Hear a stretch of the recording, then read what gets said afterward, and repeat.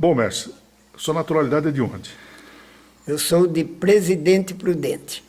Viveu há muito tempo lá? Eu nasci no dia 8 de novembro de 1937. E meu pai era superintendente da Estrada de Ferro Sorocabana. E nós residíamos lá.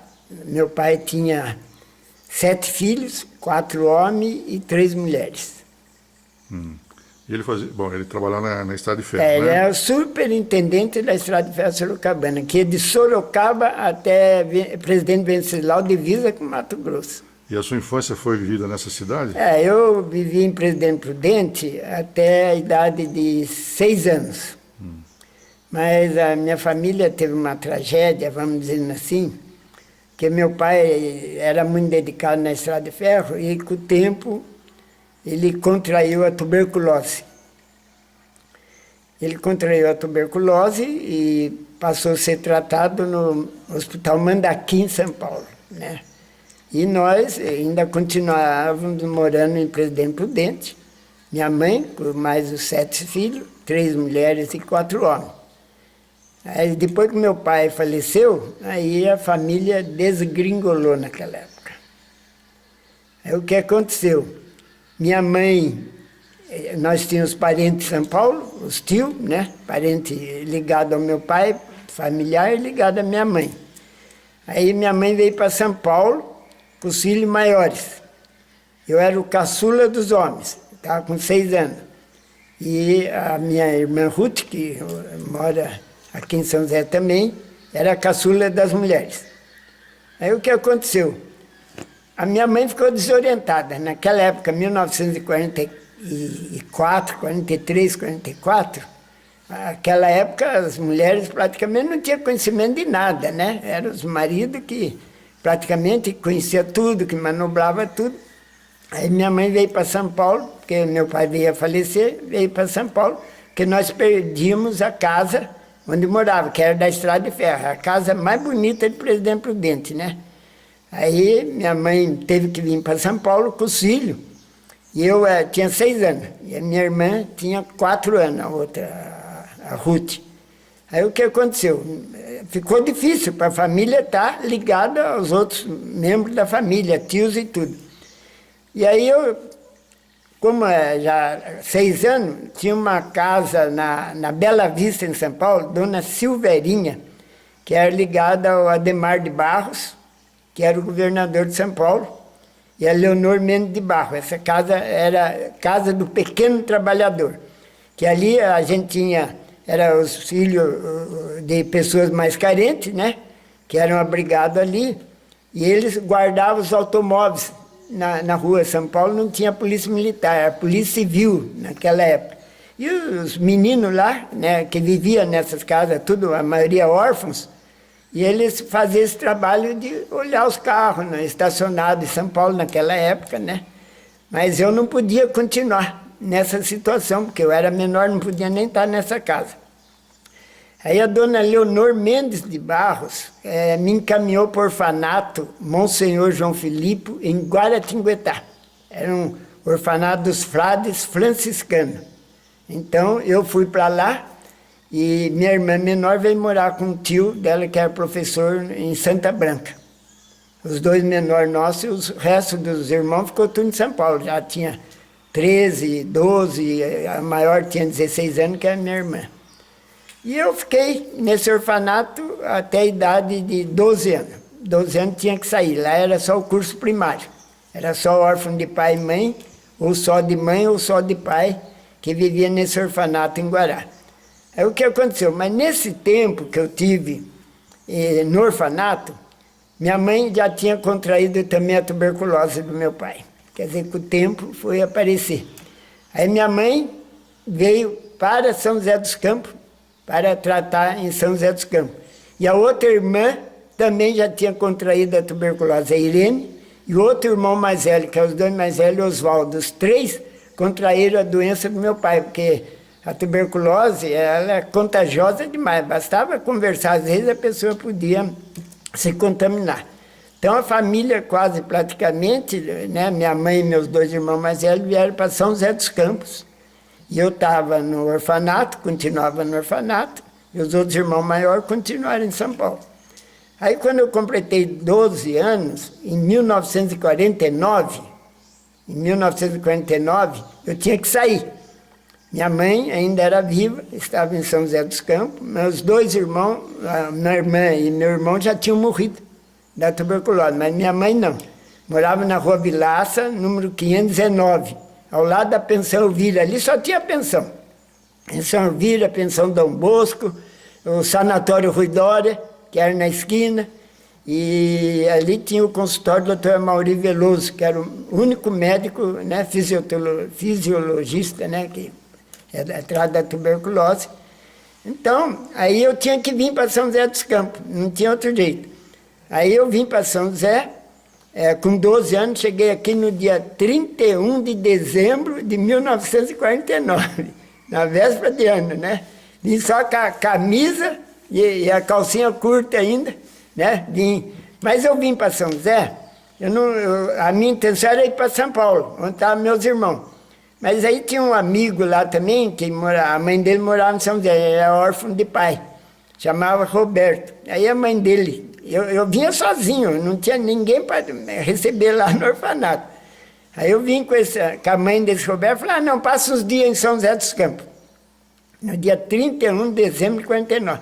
Fica lá na minha casa uma semana e depois você vai para São Paulo ou fica a sua mãe lá em São José dos Campos. O senhor sabia que a sua mãe estava em São José também? Minha mãe já estava em São José. Você sabia que ela estava aqui? Sabia que ela estava aqui. Aí vim, tudo bem, fiquei na casa dele, né? Dessa senhora, mãe do Roberto, fiquei uns dias. Daí procurei minha mãe, tinha o endereço dela, tudo, né? Aí vim, mas a minha intenção era ir para São Paulo. Aí o que aconteceu? Fiquei com a minha mãe aqui, né? Logo depois também minha mãe veio falecer. Aí eu fiquei sozinho, com 12 anos, fiquei praticamente sozinho em São José. Só que a minha mãe morava numa casa aos fundos, onde morava Odílio Manhani. A refrigeração Manhani, que é do filho dele, ele na Sebastião Hume hoje. Então, ele era casado e minha mãe alugava 2 cômodos no fundo da casa dele, Rua Vilaça 519, ao lado da Pensão Elvira, onde ela também ficou quando estava doente. Depois ela saiu da pensão e alugou esse cômodo lá. Tinha a pensão do meu pai, mas minha mãe veio a falecer. Então eu fiquei praticamente com 12 anos sozinho em São José dos Campos. Aí muita amizade com o Dílio, porque eu já morava lá, praticamente eu fiquei quase morando na casa deles, né? Me ajudaram muito. E eu tinha que me virar, com 12 anos. Aí é aquele jeito, né? Se ficar o bicho pega, se correr o bicho come. Aí eu comecei a engraxar. Sonho de infância nenhum, né? Porque estava lutando mais, era para sobrevivência. Não, para sobreviver. 12 anos, naquela época, eu estava praticamente desorientado. O único apoio que eu tinha era da família do Odílio Manhani e da Elza, a esposa dele, que não tinham filhos ainda naquela época, então me ajudava muito, tomar café, almoçava ali, tudo. Mas tinha que me sobreviver. Aí eu comecei a engraxar. Aí vendia ferro velho, juntava ferro velho naquele tempo, tudo, né? Ajudava bastante. E essa foi minha vida, aí fui conhecendo mais a cidade e tudo, né? E aí, quando estava com 15 anos, 16 anos, eu comecei a trabalhar no armazém, no Empório Santa Terezinha, ali na Vilaça, que era do Zé Bombeiro. Se um dia você perguntar a pessoa antiga, conheceu o Zé Bombeiro, que ele tinha ali o armazém, o armazém não era do Zé Bombeiro, ele tinha casa de imóveis usado, e era do sogro do Marcondes Pereira, o armazém. Eu comecei a trabalhar no armazém dele.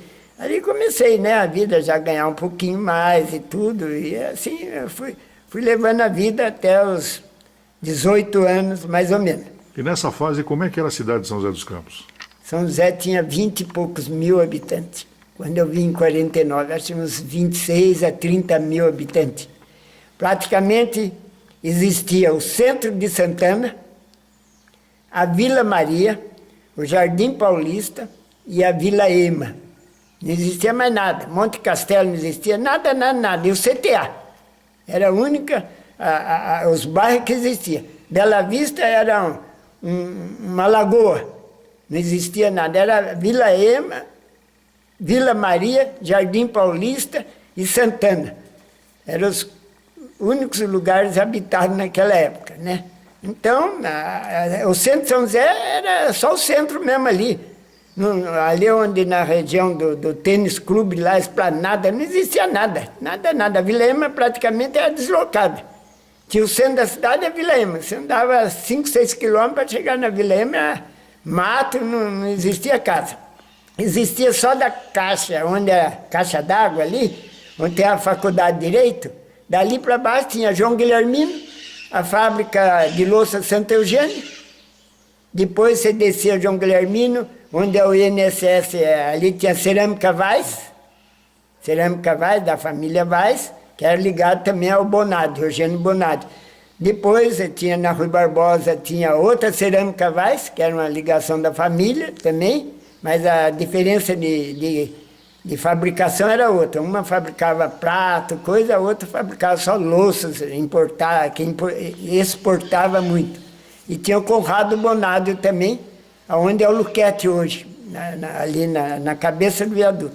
Então São José era isso aí. E tinha Tecelagem Paraíba. Não existia Johnson, General Motors, não existia fábrica nenhuma, existia só ali a Rodosá, a Ródia, né? Que era a Ródia em Santana, né? Então, só existia isso aí. Então, essa era a nossa vida, né? Então, essa São José está na memória daquele adolescente. Ah, exato. Conheço tudo, desde aquela época, conheci tudo. Então, e a partir daí, como é que foi? Engraxate, vendia ferro velho, vendia amendoim na porta do cinema. Vou contar uma história em 2 minutos para você. Como eu não tinha condições de mandar torrar o amendoim, eu comprava o amendoim, aí eu fazia uma brasa assim, uma chapa em cima, e torrava o amendoim. Aí, mas queimava muito amendoim. E eu ia vender ali no Cine para Todos. Tinha o Cine para Todos e o Real. O Real onde é o Bradesco, que era do Bernini, Eduardo Bernini. Era um cinema pequeno também, é onde é hoje o Bradesco, naquela esquina, na Jardim da Preguiça, Praça Afonso Pena. Cônigo Lima, Praça Cônigo Lima. E tinha o Cine para Todos, onde hoje é um shopping, mini shopping lá, né? Ali e tinha a loja de ferragem do Penelope, Antônio Penelope também. Então, o que acontecia? Eu ia vender o amendoim aonde? Na porta do cinema. Aí, eu estava vendendo amendoim, latinha de massa tomate, pequenininha, e ninguém via, enchia ela de amendoim e estava no bolso das pessoas, né? Lotava ali, era o único cinema que tinha, né? Lotava, aquilo, ó, era assim. E um dia, um senhor com terno branco, de linho, eu peguei o amendoim, taquei no bolso dele. Quando ele viu assim, tudo preto, quase quis bater em mim. Você vê, não, história verdadeira isso aí, entendeu? Então essa foi a vida, mas eu sobrevivi sozinho, São José praticamente sozinho. Mas nessa época aí tinha algum sonho, né? Eu quero ser alguém. Como é que eram os seus pensamentos futuros? Naquela época a gente, realmente, eu acredito que os filhos são diferentes dos de hoje, dos filhos de hoje. Os filhos de hoje tem tudo moderno, tem facilidade, tem tudo. Naquela época não tinha nada. Aí o que aconteceu? Como eu já com 16 anos, 17 anos, eu jogava relativamente um bom futebol. Eu sou apaixonado pelo futebol. Aí o que aconteceu? Aí eu comecei no infantil, ali do esporte, era o Esporte Clube São José na época, Rua Antônio Sais, 181. Aí o que aconteceu? Comecei lá no infantil, jogando tudo. Depois tinha associação, a rixa era Esporte Clube São José, Martins Pereira, contra a Associação Esportiva São José, que é ali na Rua Maitá, né, onde é hoje o ginásio, era o campo. Eram os dois times tradicionais. E depois tinha a Tecelagem Paraíba, que tinha um time também relativamente bom. Eu comecei a me despontar no infantil, depois juvenil. Aí o Jorge Pinto de Souza, que era motorista de praça, né, que é o sogro do Jorley, depois foi ser o sogro do Jorley, ele tomava conta do juvenil da Associação Esportiva São José. E aí ele me levou para jogar no juvenil da associação em 1956. Em 1956. E era o melhor juvenil extraordinário. Jogou Pedro Ives, centroavante. Pedro Ives. jogou Cid César, goleiro, né? O Lauro Totico, filho, o Totico era irmão do Zé de Paula Ferreira, do Mário de Paula, Toti jogava, o Carlito, né, que o pai dele era fazendeiro, talvez se conheceu o Carlito, era no ponto esquerdo, morava ali na Machado Sidney. Quem mais da época lá? Pedro Sérgio Maia, o Neia, que o filho dele é o Marcos, que jogou no Corinthians, o Neia mora acho que no Vale dos Pinheiros ali, até hoje nunca mais vi o Neia. Então nós tínhamos um timaço mesmo, era um timaço. E ali eu comecei a despontar mais, com 16, 17 anos. Fomos campeão em 1956, acho que eu tenho essa foto, se eu tiver eu vou passar para você precisar pôr alguma coisa no arquivo. Tem essa foto com a foto de todo esse pessoal. E o Pedro Ives, que foi prefeito, depois quantos anos ia pensar em ser prefeito e eu vereador junto com ele. Bom, tudo bem. Aí o que aconteceu? Mas eu continuava naquela vidinha minha, de me virar sozinho. Com o que desse eu tinha que me virar. Aí tudo bem. Aí o que aconteceu? Aí veio o futebol de salão. Na época começou o futebol de salão. E eu no futebol de salão, como jogava futebol de campo, todo mundo jogava futebol de campo, a grande maioria daqueles jovens jogava futebol de salão. Aí tinha a associação, tinha o esporte e tinha o tênis, que eram os 3 times de futebol de salão da cidade, que a disputa era entre os 3. Aí eu comecei a me despontar bem, jogar. Aí tinha o Gilson. O Gilson, eu não lembro agora o nome dele, ele era diretor da fábrica de móveis Movezan. Não sei se você já ouviu falar, Movezan. É Zanini Pontes, que fazia aqueles móveis, mesmo artístico mesmo, ali onde em frente era o Luquete, onde tem aqueles predinhos de apartamento ali era a fábrica Movezan, Zanini Pontes, né? Aí ele era um dos gerentes lá, e queria que eu jogasse futebol de salão pela Associação Esportiva. Isso já em 1959. Aí eu falei para ele, não, eu posso jogar na associação, mas eu estou precisando de um emprego para me sustentar melhor, ser fichado e tudo, né? Com 12 anos eu já tinha sido fichado, mas aí o Gilson falou, bom, eu te arrumo um emprego lá e você vai se inscrever pela associação. Aí eu fui trabalhar na fábrica de móveis. Trabalhei 2 anos no setor de estufamento, né, de móveis, aprendendo, né, como aprendiz. Aí o que aconteceu? Trabalhamos lá. Depois de 2 anos que estava trabalhando, a fábrica pegou fogo. A fábrica pegou fogo, aí eu falei para o Gilson agora, todos nós desempregados, aí eu consegui um emprego na Casa Confiança, Chácara Elhage, né? Os 2 irmãos, o José e o Francisco, que é o Chico, né? Aí comecei a trabalhar na Casa Confiança, trabalhei mais ou menos uns 13 anos na Casa Confiança como balconista.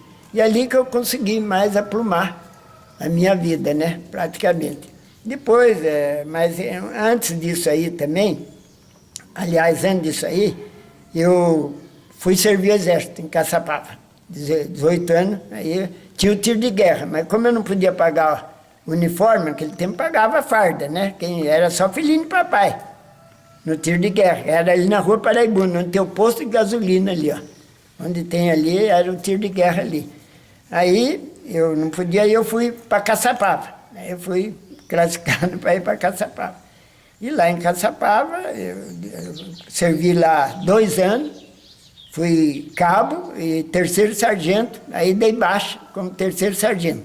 Aí voltei para São José. E o futebol sempre correndo lá? Correndo. Foi aí então, daí eu já estava mais no auge, com 20 e poucos anos, aí, jogando na associação, jogando aí, fui jogar futebol de campo, joguei no São José, né? Que era o São José naquela época, joguei no Ródia, né? Rodozar, que o Jorge também era técnico depois do Rodozar. Joguei na Tecelagem, né? Joguei em vários times bons da cidade, né?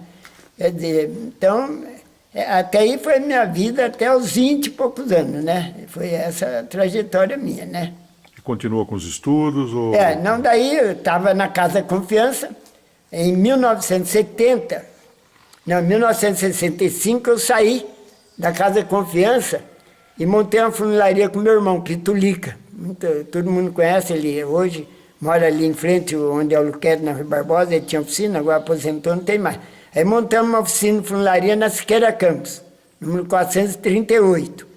Aí fiquei lá até 1970. 1965, 70. Aí, o que aconteceu? Eu peguei, estava na oficina e já comecei a voltar aos estudos. Aí entrei no Labilac.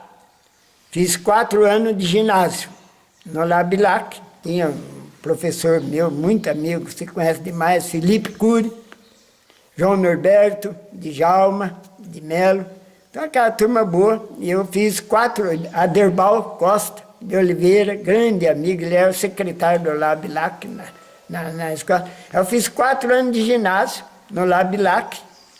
Aí, completei em 1975, 1970 até 74 fiz ginásio. Depois fiz 3 anos de contabilidade. Aí fiz 4 anos de contabilidade, só voltando ao tempo. Em 1968, eu entrei para fazer o ginásio. Trabalhar na Confiança, nem jantava. Saía da Confiança 7 horas, saía 6 e pouco, 7 horas estava lá no Labilac, ali na Rua Francisco Paes, né? Aí fiz 4 anos, até 72 eu fiz o ginásio. Depois fiz 3 anos de contabilidade, né? Tinha o Zeca Pulga, o famoso Zeca Pulga, né? Zé Pulga, que era o professor, melhor professor em contabilidade da cidade. Aí fiz 3 anos de técnico em contabilidade e me formei em 75. Depois prestei o vestibular, tinha 2.000 candidatos para vestibular naquela época, tinha que fazer o vestibular, não é que nem hoje, não. Hoje a pessoa entra, não precisa nem fazer vestibular na maioria dessas faculdades. Eu fiz o vestibular, passei, tinha uma base boa, porque o Labilac era muito bom, o estudo era duro mesmo lá, quem saísse de lá saía bom. Aí eu fiz o vestibular, entrei na faculdade de Direito. 76, 77, 78, me formei em 79. Eu, Augusto da Mata, Cacau, né? E tinha o Eduardo Antônio de Moura, o Marcius, que é juiz de direito numa vara civil aqui também, né? Foi da minha turma. E o Otálio Porto, que hoje é desembargador, também foi da minha turma. Tinha muita gente. Getúlio, que você lembra ele, o sargento Getúlio, foi da minha turma também. Aí me formei em 79. 79 teve a eleição para prefeito em São José dos Campos, que era instância, né? Aí em 79 voltou a ser instância, um projeto de lei, acho que foi do Robson Marinho, né? Que permitiu São José voltar a eleger o prefeito, que era nomeado até 79. Aí em 79 eu, já muito amigo do Joaquim Bevilacqua, que também morou na Rua Vilaça, era amigo meu, quase de infância também, e filho do professor Hélio, dona Leni Bevilacqua, né? E aí o Joaquim disputando a eleição, eu ligado ao Dudu, ao diretório, eu fui o primeiro tesoureiro e depois primeiro secretário no diretório da Faculdade de Direito.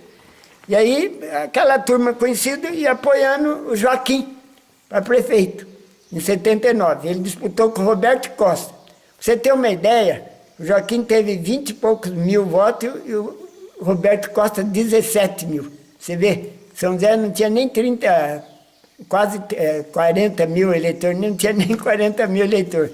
Devia ter uns 170 mil moradores ainda nessa época aí. Aí o Joaquim se elegeu.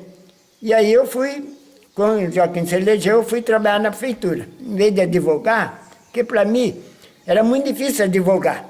Você se forma, não tem experiência, não tem nada, e eu precisava sobreviver. Então, não tinha condições, era casado, tinha filhos e tudo.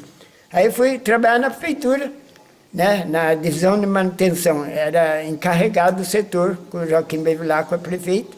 Eu fui trabalhar na prefeitura. Aí fiquei na prefeitura praticamente o resto da minha atividade profissional na prefeitura até 1993.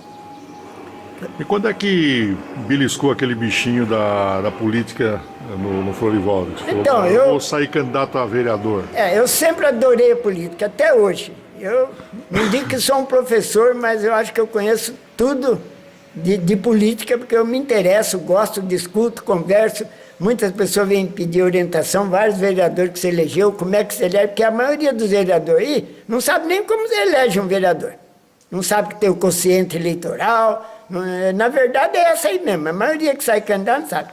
E eu sempre gostei da política e aprendi tudo isso. E aí em 1982, o Robson Marinho, foi candidato a prefeito.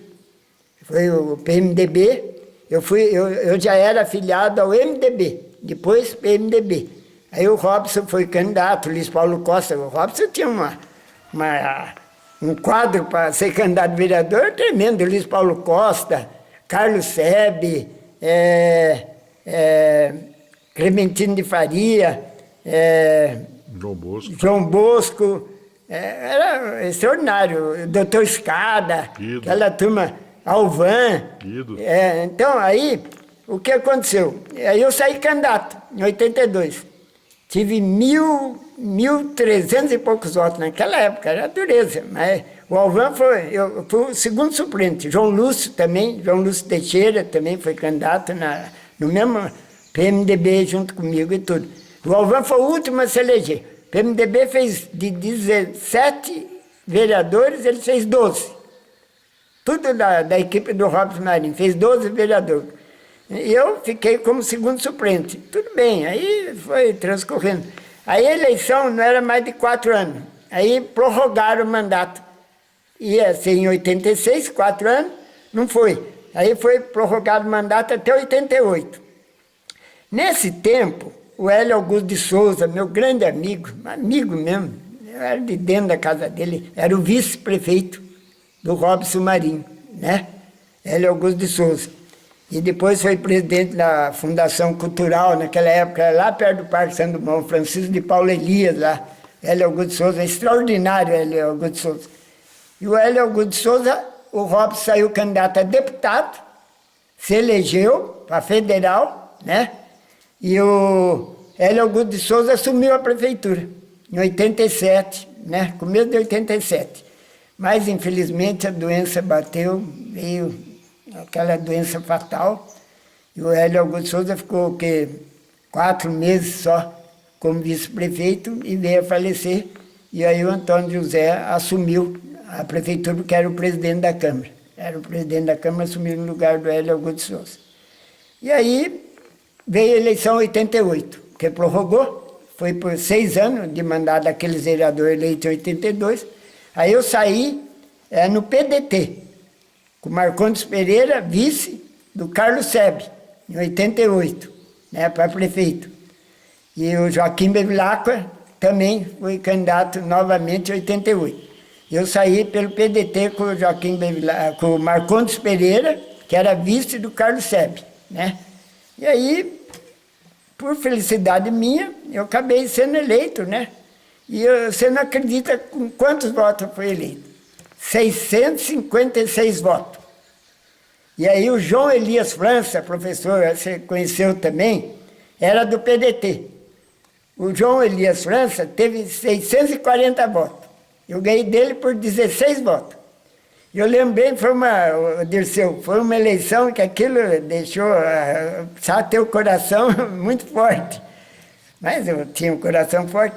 Porque durante a apuração, o João Elias França estourou no Alto da Ponte. Ele era professor, estourou ali no Alto da Ponte, tinha 60 e poucos votos na minha frente. Eu estava com 612, ele estava já com 600 eu tinha 605 mais ou menos, ele já 600 quase 640 votos. Mas aí acabou a apuração no Alto da Ponte. E eu, no Novo Horizonte, acabei recuperando o tempo perdido, passei o João Elias França e ganhei por 16 votos dele, me elegi, fui o único vereador eleito pelo PDT naquela época. E chegou a ser presidente da Câmara Municipal. Daí me elegi em 88, o Joaquim se elegeu prefeito, nós apoiamos o Joaquim, eu era do PDT, aí tinha sido eleito eu, Santos Neves, Portela, elegeu uma gama de vereador, tudo nova naquela época, Jorlei do Amaral, tudo fomos eleitos naquela época. E o Luiz Paulo Costa reelegeu, e uma turma boa se elegeu.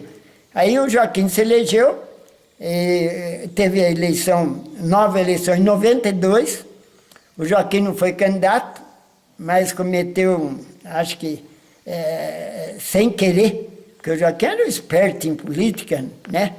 E eu era vereador. Aí vinha a eleição para prefeito em 92. O Joaquim Bevilacqua renunciou ao mandato, o Pedro Ives era o vice, Pedro Ives era o vice-prefeito, o Joaquim renunciou para ser vice-governador do Silvio Santos. Só que, na eleição de governador, o Silvio Santos estava num partido, não lembro agora, acho que era PRTB, não sei se é hoje, parece que é esse o nome. Ele não tinha registro. E o Joaquim renunciou para entrar nesse partido com o Silvio Santos. Depois, quando foram ver, o partido não tinha registro ainda. Na Justiça, no Tribunal Superior Eleitoral, não tinha o dono do partido, que o Silvio Santos estava, e o Joaquim, não tinha. O Joaquim ficou fora da disputa, perdeu o mandato de prefeito até 92, que ele podia ficar, né? E o Pedro Ives ficou. Aí em 92 eu vim para a eleição para vereador. Me elegi novamente, já com apoio muito bom do servidor público municipal, né? Em 92 eu reelegi pela segunda vez, né? E depois eu acho que eu fiz um trabalho bom junto aos servidores públicos, eu fiz vários projetos de lei. A cesta de Natal que o servidor tem hoje, esse ano fez 25 anos da lei do servidor público, que é a cesta de Natal. O aumento de 5% hoje que o servidor tem no gatilho, que chama, eu tive participação direta. A mudança de regime foi graças a mim, eu falo de boca cheia. O servidor, muitos nem sabem disso aí, mas o Pedro Ives era o prefeito, terminando o mandato em 92, e podia mudar o regime pela Constituição de 88. Nós era seletista na prefeitura, podia passar para estatutário. E eu, Aristides Escola, já tínhamos feito parte da comissão que já estudava a mudança de regime, o Estatuto do Servidor. Eu e o Aristides era o representante da SSM, que eu estava na SSM, era vereador, mas era funcionário também. Eu tinha duplicidade no cargo, porque naquela época a sessão começava às 8h30. Então não havia incompatibilidade de eu ser servidor e ser vereador, porque a sessão era às 8, né? Então eu tinha essa dupla função, ser vereador e ser funcionário. E eu fiz parte da comissão que já tinha elaborado o estatuto. E o Pedro Ives falou, não, eu não vou fazer essa lei, não vou mandar para a Câmara, porque eu vou deixar para a Ângela, que naquela época já estava disputando Coimbra e Ângela, né? No segundo turno, Coimbra e Ângela. Aí eu falei, Pedro, mas deixa a sua marca, Pedro. A turma só chamava ele de Pedro 20, porque ele só dava 20 de aumento para o servidor. Então ficou chamado de Pedro 20. Falei, Pedro, vamos fazer o estatuto, vamos mandar para a Câmara, vamos eleger. Como eu fui amigo de infância, joguei bola, amigo particular dele, falou, tá bom, Florival, vou atender você, vou mandar o projeto para a Câmara. Então, se não fosse o esforço meu, o servidor hoje ainda continuaria sendo seletista. Aí, aprovamos a lei e a criação do Estatuto do Servidor. Aí, quando foi dia 21 de dezembro, tinha que aprovar outra lei, que era a criação do Instituto, onde era obrigado a criar para poder fazer a transferência de regime, né? Contribuição do servidor. Aí, dia 21 de dezembro de 92, nós criamos o Instituto de Servidor Público Municipal, que já começou, a Ângela aí ganhou do Coimbra, por 1.800 e poucos votos, você sabe, foi uma diferença apertada, né? E aí a Ângela tomou posse 1º de janeiro, já com criado o Instituto e a mudança de regime. De 1993, a Ângela tomou posse já com o Instituto criado, isso eu tenho que dizer, porque foi um esforço mesmo, muito grande meu, para possibilitar essa criação do Instituto e a mudança de regime do servidor.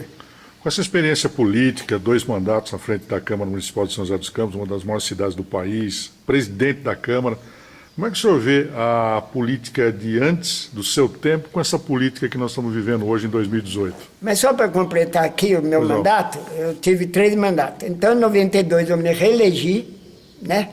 Fui eleito em 88, 92, aí em 96 veio outra eleição, que disputou o Emanuel, né? E em 96 eu me reelegi pela 3ª vez, né? Mas em 95, em 93, 94, a Lindonice era presidente da Câmara. Foi eleita em 93 com a Ângela, com o apoio da Ângela, a Lindonice do PFL. Eu estava no partido que eu estava, era o PDT também, naquela época.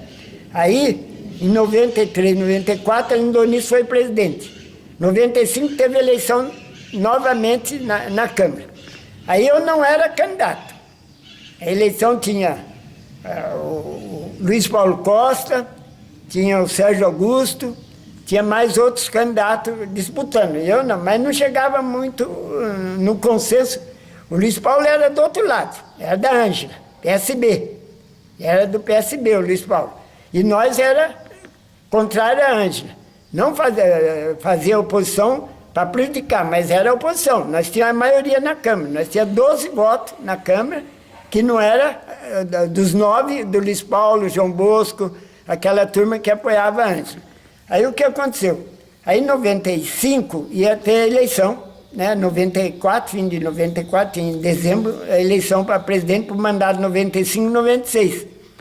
Aí não havia um acordo do lado de cá, né? Que a Lindonísio estava do lado de cá, Sérgio Augusto, Ciborgue, aquela turma tudo aqui, né? Valdir Alvarenga, toda a turma aqui. Roberto Barbosa, tudo essa, Jairo Pinto, tudo era do lado de cá. Aí o que aconteceu? Não havia um consenso. Aí houve a reunião, quem seria o candidato do lado de cá, dos 12 vereadores do lado de cá, com vários partidos. Aí tudo bem, vai lá, o Ciborgue era candidato, mas depois tem um problema, o Valdir de um lado não aceitava, o outro não aceitava, saíram 3 candidatos. Aí não houve um consenso. Aí o Santos Neves falou, não, vamos indicar o Florivaldo. Eu falei, não, eu não estou querendo e tal, e coisa, tudo. Aí eu falei, não, aí fecharam a questão do meu nome. Aí nós saímos com 12 votos, precisava de 11. Saímos com 12 votos. Só que o Jairo Pinto, que é meu compadre, ele viajou para os Estados Unidos. Ele ia chegar uma semana antes da eleição. E aí nós tinha 11 votos, nós tínhamos 11 votos sem contar com o Jairo Pinto, né? Não podia perder nenhum. Podia perder nenhum desses 11 votos. Roberto Barbosa, Valdir, aquela turma tudo. Aí o que aconteceu? Foi aquela guerra de nervo. Aí o Luiz Paulo tentou levar 2 do nosso lado para o lado dele. Aí eu perderia a eleição, ficaria com 9, eles passariam com 11, porque não estava contando com o Jairo que estava fora. Aí o que aconteceu? O Jairo chegou. Aí o Jairo ficou em cima do muro. Não estava nem do meu lado, nem do outro lado. Se desse para o lado lá, eles ficavam com 10. E eu ficava com 11. E eles tentaram puxar, contando ainda com o voto do Jairo. Aí o que aconteceu? Vamos para a cabeça, né? Vamos disputar a eleição. Eu sou o candidato lá de cá, nós contamos com 11 votos. E o candidato do lado de lá quem era? O candidato lá era o Luiz Paulo Costa. Só que ele abriu mão para qualquer um do lado nosso passasse para lá. Ele queria tirar 2, porque ele precisava ganhar a eleição, né? Aí o que aconteceu? Bom, tudo bem, vamos disputar. Aí viemos para uma chácara do Bergamo Pedrosa aqui, perto aqui, né? Ali onde tem a Celinha, tem o bar, o Bergamo tem a chácara. Falamos, vamos os 11 para a chácara. Os 11 votos meu, comigo, vamos para a chácara. O Jairo não participou, aí ficou outra coisa na cabeça. E o Jairo está lá, para que lado ele vai pender? Que era fácil depois puxar um para lá, para dar a presidência, qualquer um podia aceitar, né? Ser presidente, né? Viemos para o churrasco, ficamos na chácara aqui do Bergamo aqui, até às 4 horas. Aí o que aconteceu 4 horas? Viemos para a Câmara, a sessão começava às 5. Viemos para a Câmara, olha, vou dizer para você, a eleição tinha que ser mesmo. O grupo fechadinho contigo. Fechadinho. Aí veio, aí o que aconteceu? Chegamos na Câmara, foi aquela guerra, né? O Luiz Paulo, a turma de lá, Basto, tudo lá de lado. Com o Luiz Paulo, João Bosco, tudo, tentando oferecer para o Valdir Alvarenga, Roberto Barbosa, Sérgio Augusto, ofereceu para quem foi possível passar por lá para tirar de mim a eleição. Aí a turma foi firme. Portela, Ciborgue, Santos Neves, tudo, Miranda, a turma foi firme comigo, viu? E aí o Jairo não teve recurso. Aí com a cara lavada passou para o nosso lado. Aí eu tive 12 votos, fui eleito presidente em 95, fiquei até 96. 96 veio a eleição e eu reelegi até o ano 2000. E essa experiência toda adquirida com a política de hoje, hein, Florivaldo? Infelizmente, o Brasil politicamente é cada vez pior. Desde aqui de baixo até lá em cima. Começa, não é criticar porque eu não estou lá hoje, criticar os vereadores, mas você hoje você não vê nada relevante dos vereadores de hoje. Você não vê um debate na Câmara sobre os projetos. Hoje, praticamente, o prefeito manipula os vereadores que estão lá. Ou você fica do meu lado, ou você não tem mais os cargos, porque na minha época eu não tive nenhum cargo na prefeitura. Fui vereador 12 anos, Dirceu. Não tinha nenhuma indicação minha. Quando era o meu gabinete, minha filha trabalhava, só tinha um cargo na Câmara que era da boneca. Você lembra? A boneca era a minha secretária. A minha filha eu pagava a parte para ela todo mês. Já falecida, Rose. E nós não tinha cargo, vereador. Nem como presidente da Câmara, eu tinha 3 cargos no gabinete, que eu levei o Zé de Paula, como chefe de gabinete, a Judite, que já era do outro presidente, excelente funcionário lá, e tinha mais acho que, eu não lembro bem qual era a outra pessoa lá, que era do meu gabinete. Tinha 3 no gabinete da presidência. E nós, vereadores, só tinha um cargo, que era a boneca, minha secretária, minha filha, eu pagava para poder ajudar no gabinete. Então, você vê, a Câmara naquela época, a sessão nossa começava às 8h30 e não tinha hora para acabar. Hoje a sessão começa às 5h30, 7 horas, 8 horas, 6h30, depende da coisa, acaba a sessão. Não tem mais debate dos projetos. O pinga-fogo nosso era 5 minutos. Todos os vereadores iam para o pinga-fogo. É aquele falar dos pedidos, dos projetos dele. E nos debates dos projetos de lei era 15 minutos. João Bosco, Luiz Paulo, grandes oradores, bom, debate, bola mesmo, entendeu? Defendia os projetos dele. Era o Gradella também foi daquela época comigo também. Eram realmente vereadores que debatiam os projetos, não tinha moleza. Nós não tinha cargo com os prefeitos. Nem a turma lá do João Bosco, Luiz Paulo, tinha cargo lá, naquela época ainda, nós não tínhamos cargo. Então, hoje não, hoje praticamente, hoje que eu estive na Câmara depois de 6 meses, eu entro na Câmara hoje, parece que ela não existe. Na época nossa, no recesso, por exemplo, nós ficava direto os vereadores. Nós tinha um recesso que era, dia 1º de janeiro até 1º de fevereiro, os vereadores podiam, mas quase ninguém tirava férias. Você encontrava Luiz Paulo, João Bosco, Gradella, aquela turma toda, Clementino, Sanefuji, entendeu? Então, a Câmara se dedicava mais para defender os interesses da população, coisa que hoje eu não vejo. Hoje o prefeito manda e o resto obedece. Desculpa a crítica, os vereadores que puder ouvir, não tenho nenhuma questão pessoal, estou falando politicamente. Hoje a Câmara é um cabide de emprego, eles podem ter até 10 assessores. Dirceu, hoje eles têm carro, eles têm notebook, eles têm celular, eles têm quase 10 assessores, os gabinetes têm 7, 8 computadores, tem xerox à vontade, certo? Na nossa época, nós tínhamos um golzinho quadrado para 3 vereadores. O meu era eu, o João Bosco e o Basto, se não me engano. Cada um usava o carro um dia com o motorista da Câmara. Né? Cada um usava um golzinho quadrado. Cada dia são 3 vereadores. Você vê, era golzinho quadrado nosso. Hoje não, hoje tem motorista, tem tudo. Então, hoje a Câmara teria obrigação, Dirceu, com a estrutura que tem, de realmente fazer um trabalho político e de legislação de leis a favor da população que não deixasse dúvida nenhuma. Então, a diferença é muito grande hoje da nossa época, que o vereador se dedicava. Seria por isso que o senhor tem um conceito de um vereador polêmico? Eu acredito que sim, porque eu realmente, nos projetos, né, que eram discutidos na Câmara, eu estava a favor sempre do que era bom. Aquilo que eu não concordava, mesmo contrariando alguém da bancada, eu não estaria com eles. Eu votaria aquilo que eu achava que era interesse da população. E como presidente da Câmara, olha, veja bem a minha postura. Fui presidente 2 anos. Meu orçamento foi 12 milhões num e 14 no outro. Sempre devolvi a sobra, que era aplicado o dinheiro, devolvia. Todas as minhas contas nunca teve uma restrição.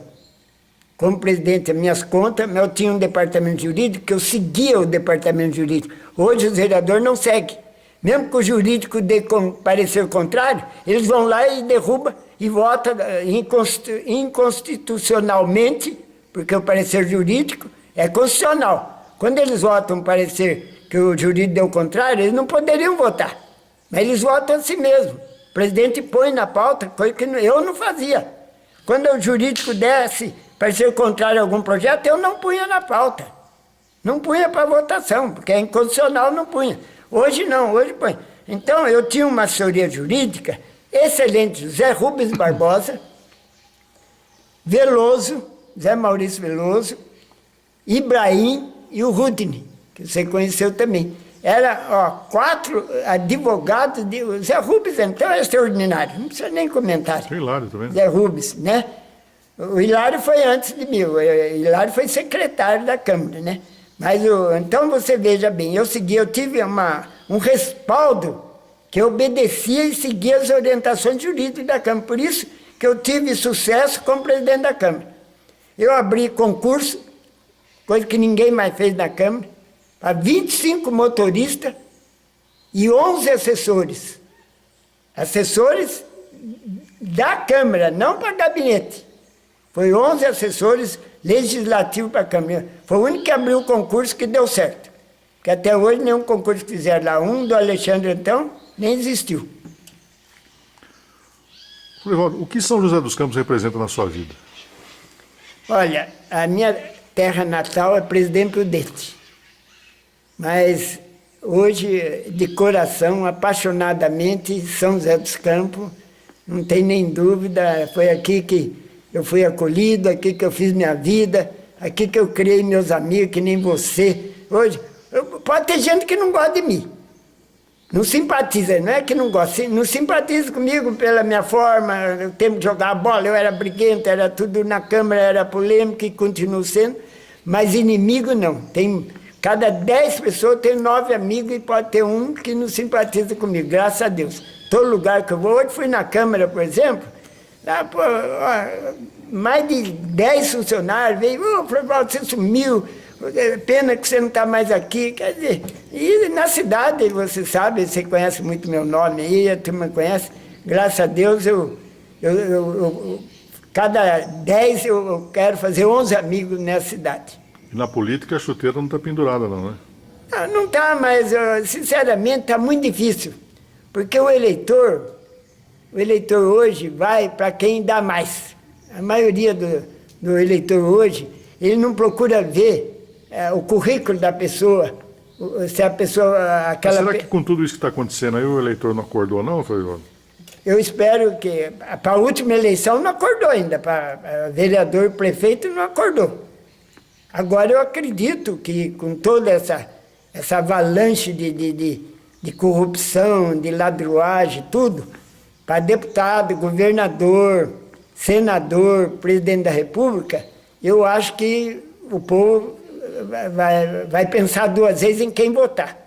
Eu espero que isso aconteça, porque senão aquela corja que está lá hoje, principalmente em Brasília, aquela corja em Brasília, tem que sair mais da metade, senão o Brasil vai afundar cada vez mais. O senhor é um homem religioso? Olha, eu creio em Deus. Eu era para ser padre. Não fui. Fui católico muito tempo. Depois tive um tempo como evangélico, 11 anos como evangélico. Respeito, vou em culto quando me convido. Vou na missa de São Dimas. Para mim é Deus. Eu respeito todos os cultos, todas as religiões, porque cada um que tem a sua religião, ele tem um Deus que ele acredita, né?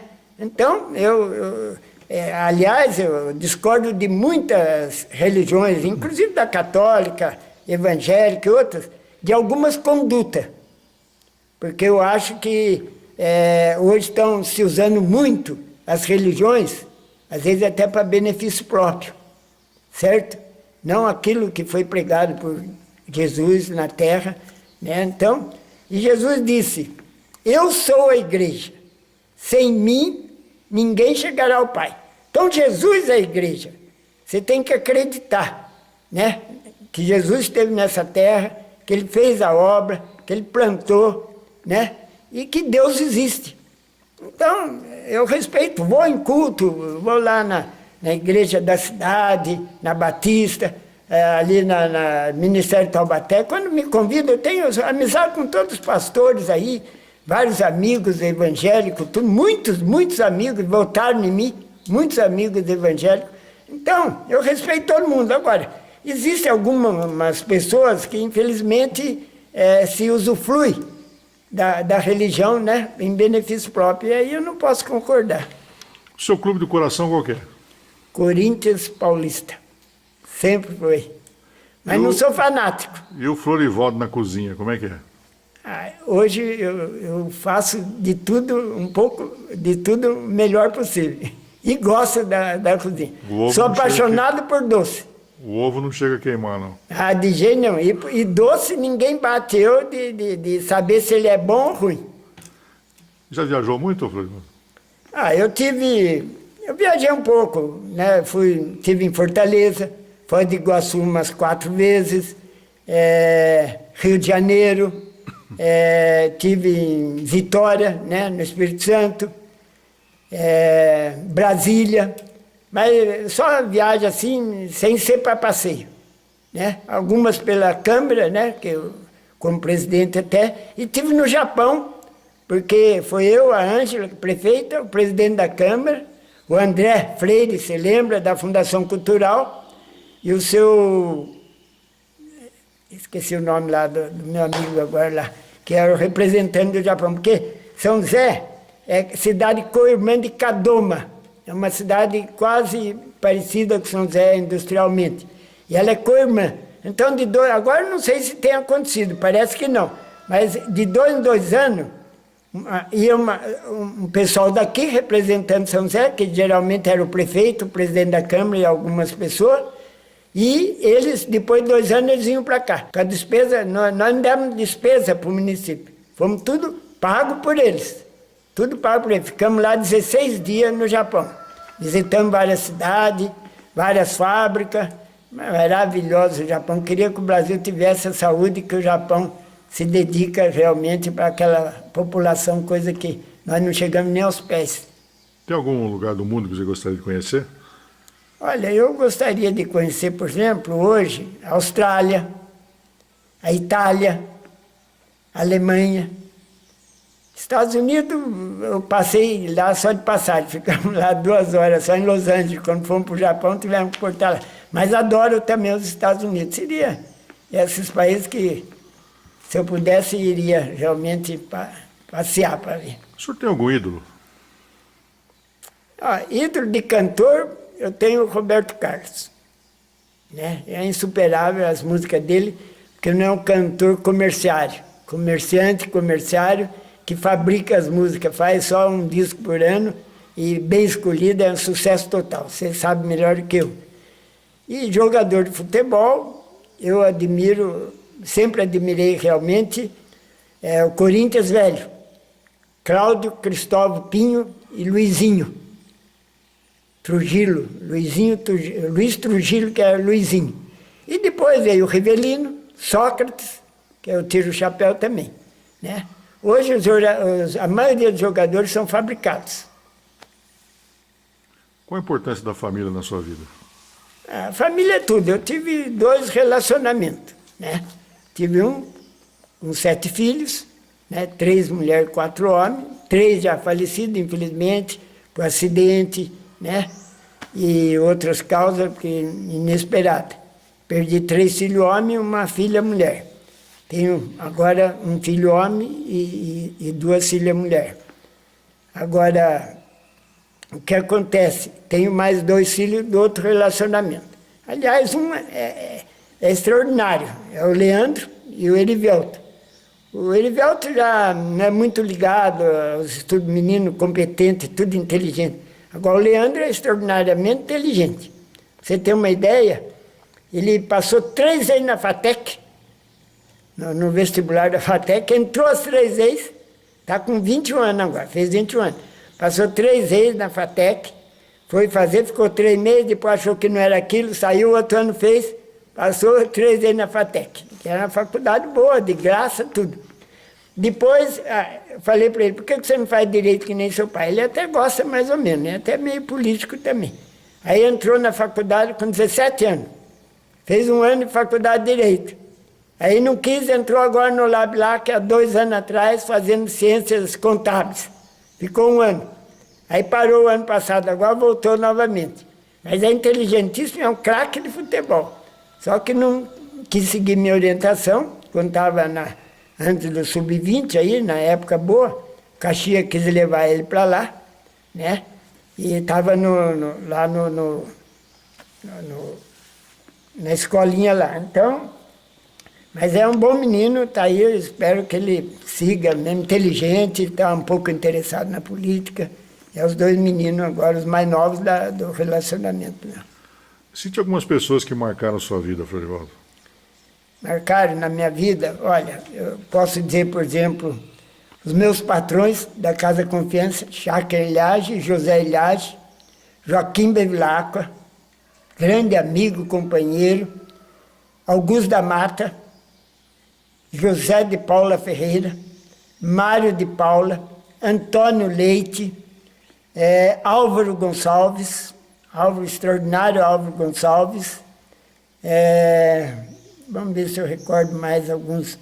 E assim, depois dessa geração mais antiga, tem o Ferreira Leite, você, na época que eu estou na presença, meu grande amigo, você era presidente da Liga Municipal de Futebol Salão, e eu, Américo, fazia parte da sua diretoria. Verdade. O Américo, acho que era primeiro secretário, eu era segundo na sua... Outra pessoa extraordinária da nova época aqui é o... Deixa eu ver se eu recordo aqui o nome agora. Deixa eu ver. Até o meu advogado, agora deu um branco aqui. Não, depois eu edito, pode ficar tranquilo. Depois você lembra. Deixa eu ver mais alguns aqui. Aderbal de Oliveira, jamais poderia esquecer. Rui Costa de Oliveira, também, que eram os 2 irmãos, né? O Odílio Manhani, que é falecido, mas hoje tem o filho, né? Um casal, que é o Zé Carlos e a Iris. Pedro Bala, grande companheiro, Pedro Bala. João Moreno, não sei se eu posso dizer mais alguns aí, que da minha época. Deixa eu ver que eu... Marcondes Pereira, não podia. Dona Célia, mulher de Marcondes Pereira, extraordinária. A Irineu Braga, que é meu advogado hoje. Irineu Braga. A Irineu Braga, excelente. E tantos outros aí, né? Tantos outros aí. Se o senhor tivesse que deixar São José dos Campos para morar em outra cidade, qual cidade o senhor escolheria? Iria para o Paraná. Adoro o Paraná. Viajei umas 5, 6 vezes. Eu queria deixar mais aqui, você desculpe, Luiz Scarpel. Faleceu, meu grande amigo, companheiro, viajamos umas 3, 4 vezes para o Paraná, eu e ele, junto, entendeu? Então, eu adoro o Paraná. E hoje a cidade que eu escolheria seria Ponta Grossa. Tenho alguns amigos lá em Ponta Grossa, e então, porque o Paraná, o Dirceu, é extraordinário. As cidades ainda novas, uma população menores também, então eu adoro o Paraná. Povo hospitaleiro em tudo, desde a gastronomia, tudo, eu adoro o Paraná. Mas gosto muito de São José, então está em primeiro lugar. 2 últimas perguntas. Pois não. O senhor tem 1 semana do seu futuro para trocar por meia hora do teu passado. Nessa meia hora do teu passado, o senhor estaria onde e fazendo o quê? Meia hora do meu passado, eu gostaria de ter emplacado no futebol profissional. Eu tive no Bangu e depois fui para Maringá, que depois passou a ser Matsubara e depois passou a ser Paraná. Porque eu era apaixonado pelo futebol. Mas depois eu tive uma contusão e realmente deu uma distensão muscular na virilha. Naquela época não tinha um tratamento rápido. Eu fiquei 6 meses no Maringá, lá no Paraná, e depois tive que vir por causa da contusão. Mas eu gostaria de ter essa meia hora realmente, né, praticando futebol profissional. Para fechar, uma grande saudade. Grande saudade, meu tempo de orfanato. Eu devo a minha formação, graças a 2 professoras, Zilda Alves Cavalheiro, irmã do padre Luiz, que acabou vindo para São José depois, ela faleceu de câncer aqui em São José. Foi minha professora no 3º e 4º ano. E a primeira professora do 1º e 2º ano, a professora Maria Júlia Cavalcante, parece, do orfanato. O orfanato, para mim, foi minha vida. Foi a minha formação que eu consegui vencer tudo na vida sozinho, sem realmente me descambar e partir para as outras coisas que não devia fazer. Então, essa é minha recordação que até hoje eu levo sem falta.